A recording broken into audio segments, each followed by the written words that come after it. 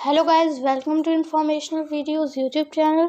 इस चैनल में हम काफ़ी सारी साइंस और मैथमेटिक्स से रिलेटेड टॉपिक्स के बारे में बात करते हैं और इस चैनल में हम और भी सब्जेक्ट से रिलेटेड बात कर चुके हैं अपनी पिछली वीडियोस में। अगर आपने मेरी पिछली वीडियोस नहीं देखी हैं तो आप डिस्क्रिप्शन में दी हुई लिंक पर क्लिक करके आप मेरी पिछली वीडियोज़ को देख सकते हैं। उनसे आपको काफ़ी ज़्यादा नॉलेज मिलेगी।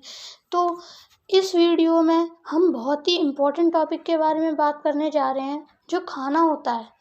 एक तरीके से जो हम आज टॉपिक पढ़ने वाले हैं या चैप्टर पढ़ने वाले हैं वो हमारा फूड से रिलेटेड है। फूड में भी बहुत सारे इम्पोर्टेंट पार्ट्स होते हैं, बहुत सारी इम्पोर्टेंट नॉलेज होती है फूड से रिलेटेड, जो कि हमें पता होनी चाहिए। और वही नॉलेज आज मैं आपके साथ इस वीडियो में शेयर करने वाला हूँ।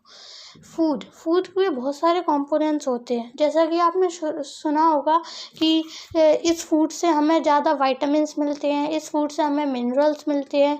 तो जो फूड होते हैं, फूड के अंदर जो स्मॉल स्मॉल सब्सटेंसेस होते हैं उन्हें हम न्यूट्रिएंट्स कहते हैं। और न्यूट्रिएंट्स बहुत टाइप्स के होते हैं, जैसे कि फैट्स, विटामिन्स, मिनरल्स, ऐसे ही बहुत टाइप्स के न्यूट्रिएंट्स होते हैं। लेकिन मेनली हमारे पास 40 इसेंशियल टाइप्स के न्यूट्रिएंट्स होते हैं। और लेकिन हम 40 न्यूट्रिएंट्स के बारे में इस वीडियो में हम बात नहीं कर सकते। हम इस वीडियो में मेन जो हमारे क्या कह सकते हैं हम न्यूट्रिएंट्स होते हैं उसके बारे में हम इसमें बात करेंगे, जैसे कि कार्बोहाइड्रेट्स, फैट्स, विटामिन्स, मिनरल्स। अब हम पहले कार्बोहाइड्रेट के बारे में बात करेंगे। कार्बोहाइड्रेट हमें एनर्जी प्रोवाइड करने का काम करता है। हम कार्बोहाइड्रेट को एनर्जी गिविंग फूड भी कहते हैं। क्यों कहते हैं? क्योंकि ये हमें एनर्जी प्रोवाइड करता है। अब कार्बोहाइड्रेट बहुत सारे फूड में पाया जाता है, जैसे कि मेज़, पपाया, मेलन, मैंगो एटसेट्रा। और कार्बोहाइड्रेट मेनली 2 टाइप्स के होते हैं, एक होता है शुगर और एक होता है स्टार्च। स्टार्च भी कई टाइप्स के होते हैं, लेकिन हम 2 स्टार्च के बारे में पढ़ेंगे। एक नॉर्मल स्टार्च जो कि फूड में प्रेजेंट होता है और एक सेल्यूलोज स्टार्च। तो अब हम शुरू करते हैं इनके बारे में पढ़ना। जैसे कि मैंने आपको बताया, कार्बोहाइड्रेट एनर्जी गिविंग फूड होते हैं। कार्बोहाइड्रेट हमारे 2 टाइप्स के होते हैं मेनली, शुगर्स और स्टार्च। शुगर, जैसे कि आप कोई भी फूड खाते हो जो कि मीठा होता है उसमें शुगर प्रेजेंट है। इसका मतलब अगर कोई भी फूड के अंदर हमें स्वीटनेस की फीलिंग होती है तो इसका मतलब वो शुगर है उसके अंदर। और स्टार्च एक टेस्टलेस सब्सटेंस होता है, मतलब उसे हमारी जो टंग है वो टेस्ट नहीं कर सकती और वो ऑर्डरलेस भी होता है, मतलब हम उसे सूंघ नहीं सकते। अब जैसा कि मैंने कहा था कि हम सेल्यूलोज के बारे में भी पढ़ेंगे। स्टार्च जो नॉर्मल होता है वो फूड में प्रेजेंट होता है, लेकिन जो स्टार्च सेल्यूलोज होता है वो प्लांट के अंदर जो सेल वॉल होती है उसके अंदर प्रेजेंट होता है। अब सेल वॉल क्या होती है? जो प्लांट्स की जो सेल होता है, सेल के जो स्ट्रक्चर होता है, सेल के बाहर जो सेल मेम्ब्रेन होता है जो कि सेल को प्रोटेक्ट करता है। अगर आपको इसे समझने में दिक्कत हो रही है तो कोई बात नहीं, आप बस इतना समझ लीजिए कि जो सेल होता है, सेल के बाहर जो आउटर कवरिंग होती है उसे हम सेल मेम्ब्रेन कहते हैं, और जो सेल को प्रोटेक्ट करता है उसे हम सेल वॉल कहते हैं। ठीक है। और सेल वॉल के बारे में हम और डिटेल अपनी आगे के वीडियोस में पढ़ेंगे। तो ये जो सेल्यूलोज होता है ये प्लांट की सेल वॉल के अंदर पाया जाता है और ये ह्यूमन बीइंग्स के द्वारा डाइजेस्ट नहीं किया जा सकता। अब कुछ टेस्ट होते हैं, जैसे कि आपने सुना होगा कि जो एक्सपेरिमेंट करते हैं साइंटिस्ट, तो उसमें वो टेस्ट भी कर सकते हैं कि कौन से फूड के अंदर स्टार्च प्रेजेंट है, कौन से फूड के अंदर शुगर प्रेजेंट है। शुगर को तो हम टेस्ट करके बता सकते हैं कि हाँ इसमें शुगर प्रेजेंट है, लेकिन जो स्टार्च होता है वो हम ना उसे हम सूंघ सकते हैं ना उसे हम टेस्ट कर सकते हैं, तो इसलिए ही हम उसको टेस्ट करते हैं।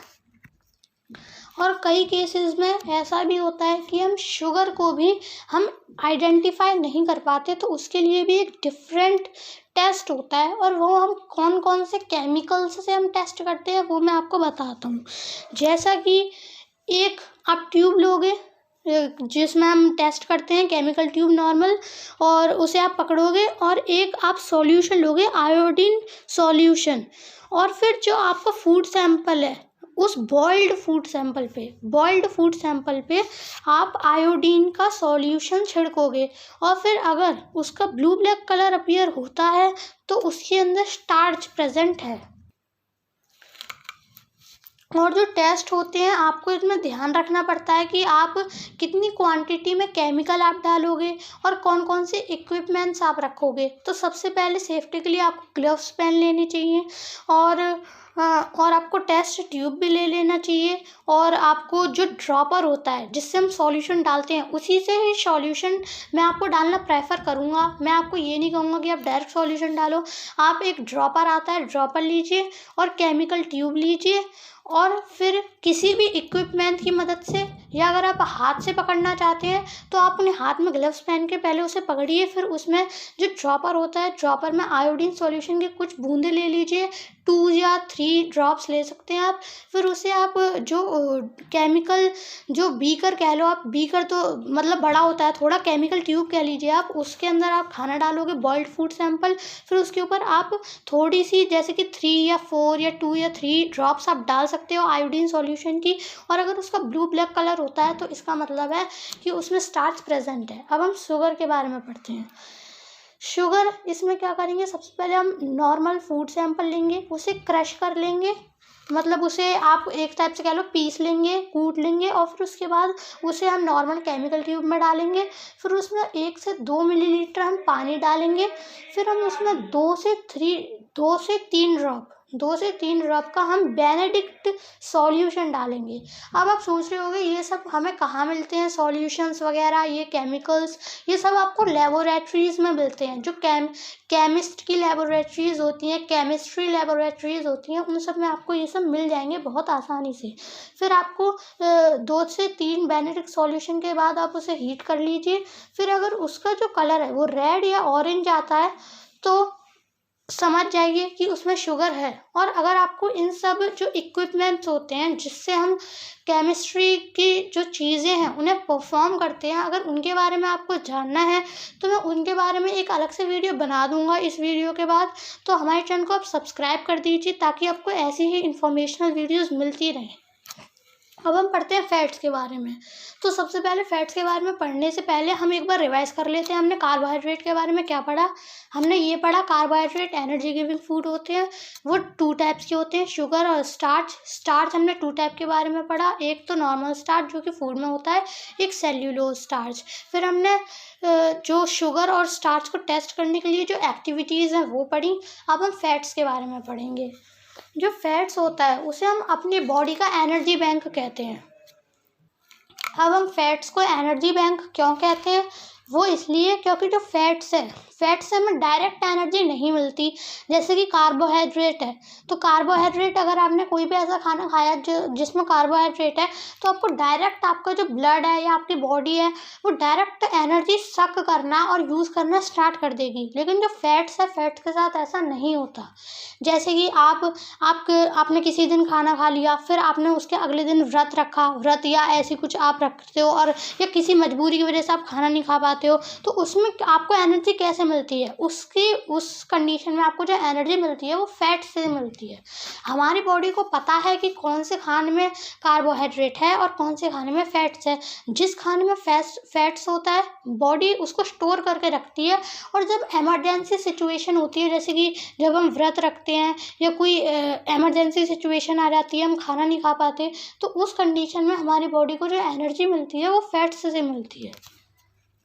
अब जो फैट्स होते हैं वो हमें किस किस में मिलते हैं। हमें बहुत ज़्यादा फैट ऑयल, नट्स, शीशम को हम तिल भी कहते हैं, और ग्राउंड नट, इन सब में हमें काफ़ी ज़्यादा अमाउंट में फ़ैट मिल जाता है। और बटर में भी फ़ैट होता है, मिल्क और घी में भी फ़ैट होता है। सबसे ज़्यादा फ़ैट हमारा बटर, मिल्क और घी में ही होता है। और एग में भी फैट होता है, फिश में भी फैट होते हैं, मीट में भी फैट होता है। इन सब में थोड़ी थोड़ी अमाउंट में फैट होता है, लेकिन सबसे ज़्यादा फैट हमारा ऑयल, बटर, घी, इन सब में हमारा सबसे ज़्यादा फैट होता है। अब जैसे कि हमने अभी थोड़ी देर पहले पढ़े थे कि हमने स्टार्च का टेस्ट किया था और हमने शुगर का टेस्ट किया था, तो अब हम फैट का टेस्ट करेंगे। हमें कैसे पता चलेगा कि इस खाने के अंदर फैट है या नहीं है। और ये टेस्ट बहुत आसान है, इसके लिए आपको कोई भी केमिकल लाने की ज़रूरत नहीं है, कोई भी इक्विपमेंट की ज़रूरत नहीं है। आपको क्या करना है, जिस भी फूड सैंपल का आपको टेस्ट करना है कि इसमें फ़ैट है कि फ़ैट नहीं है, तो आप क्या करेंगे, जो उस फूड सैंपल को लेंगे और एक पेपर लेंगे, उस पेपर के ऊपर उस फूड सैंपल को रब करेंगे, मतलब घिसेंगे, और उसके बाद फिर आप उस फूड सैंपल को साइड में रख के कोई भी ऐसे सोर्स के पास, चाहे वो सन हो या लाइट, उसके पास आप खड़े होकर देखेंगे उस कागज़ को ध्यान से।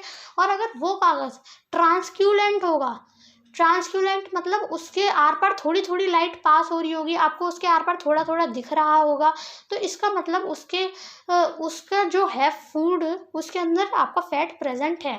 तो इसके लिए आपको कोई भी इक्विपमेंट की ज़रूरत नहीं है, बस आपको पेपर और जिस फूड को आपका टेस्ट करना है वो ज़रूरी है।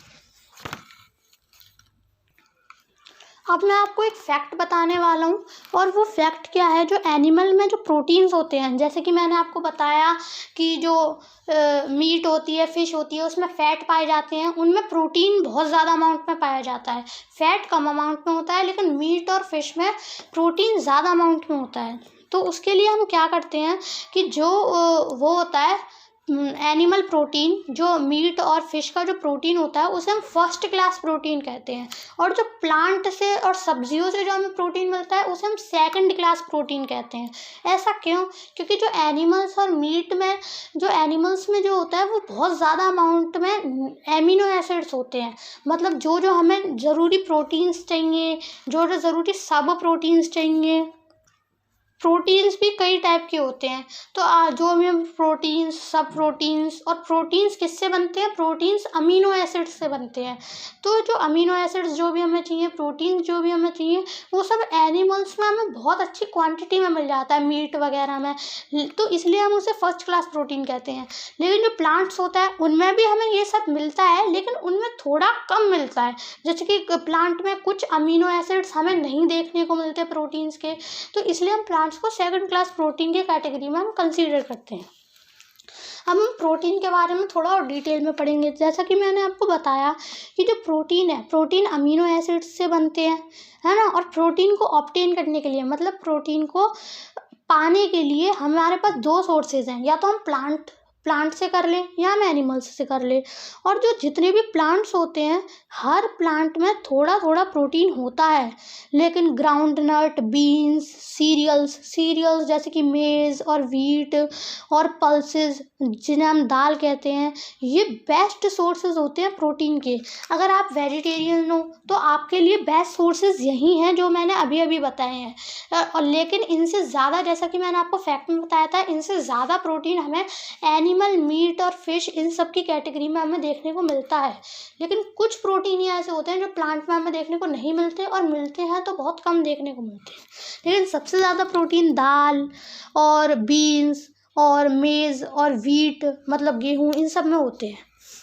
When the body is building new tissues, जब जो हमारी बॉडी होती है वो नई नई टिश्यूज़ बनाती है, तो उसे ज़्यादा प्रोटीन्स चाहिए होते हैं। जैसा कि आपने देखा होगा, कई लोग जिम वगैरह जाते हैं, जिम ज्वाइन कर रखी है उन्होंने, तो वो ऐसा खाना ज़्यादा प्रेफर करते हैं जिनमें बहुत ज़्यादा क्वांटिटी में प्रोटीन्स हो। जैसे कि कुछ जो जिमर्स होते हैं, मतलब जो जिम करते हैं, वो ज़्यादातर जो आप देखोगे वो नॉन वेजिटेरियन होते हैं, क्योंकि उन्हें ज़्यादा क्वांटिटी में प्रोटीन चाहिए होता है। अब वो, जैसा कि मैं आपको एक नए प्रोसेस के बारे में बताता हूँ। जैसे कि जब भी वो एक्सरसाइज करते हैं, जैसे कि डंबल वगैरह उठाते हैं, तो उनके जो बाइसेप्स होते हैं और जो ट्राइसेप्स होते हैं, उनकी जो मसल्स होती हैं, वो उनकी मसल थोड़ी थोड़ी फट जाती है। इसमें कोई डरने की बात नहीं है, ये नॉर्मली होता है। अगर हम कोई भी लोड उठाते हैं तो हमारी जो मसल्स होते हैं उनमें छोटे छोटे टीयर्स आ जाते हैं, मतलब वो थोड़ी थोड़ी क्वांटिटी में फट जाते हैं। तो इसलिए वो ज़्यादा प्रोटीन वाला खाना खाते हैं, क्योंकि उनकी मसल्स को रिपेयर करने के लिए उन्हें ज़्यादा प्रोटीन चाहिए होता है। लेकिन एक नॉर्मल इंसान, जैसे कि कोई इंसान है, वो ऑफिस में बैठ के काम कर रहा है, तो उसे इतनी ज़्यादा प्रोटीन की ज़रूरत नहीं होती। लेकिन जो इंसान बहुत ज़्यादा हैवी लोड में काम करता है, उसे प्रोटीन की बहुत ज़्यादा ज़रूरत होती है। अब हम प्रोटीन के लिए टेस्ट देखेंगे। उसके लिए हमें क्या करना है, सबसे पहले हमें एक फूड सैंपल लेना है और उसे हमें क्रश करना है। फिर 1 ग्राम के लगभग 1 ग्राम का हमें जो फूड सैंपल है जो हमने क्रश किया था उसे हम टेस्ट ट्यूब में डालना है, जिसे मैं अभी आपको केमिकल ट्यूब के नाम से बता रहा था, उसे हम टेस्ट ट्यूब भी कहते हैं। और फिर उसमें हम 10 ड्रॉप डालेंगे। किसकी 10 ड्रॉप डालेंगे? वाटर की। और फिर हम उसे अच्छे से शेक कर लेंगे। और फिर हम उसमें 2 ड्रॉप्स डालेंगे एक सॉल्यूशन की, कॉपर सल्फेट सॉल्यूशन। और फिर हम उसमें 10 ड्रॉप्स डालेंगे कॉस्टिक सोडा सॉल्यूशन की। फिर हम उसे दोबारा से शेक करेंगे अच्छे से। फिर हम उस टेस्ट ट्यूब को कुछ मिनट्स तक रख देंगे। फिर हमारा कलर अगर वॉयलेट कलर में चेंज होता है तो इसका मतलब उस खाने में प्रोटीन है। अब हम वाइटामिन्स के बारे में पढ़ेंगे। वाइटामिन्स जो होते हैं वो हमारी ग्रोथ के लिए और हमारी बॉडी की मेंटेनेंस के लिए बहुत ज़रूरी होते हैं।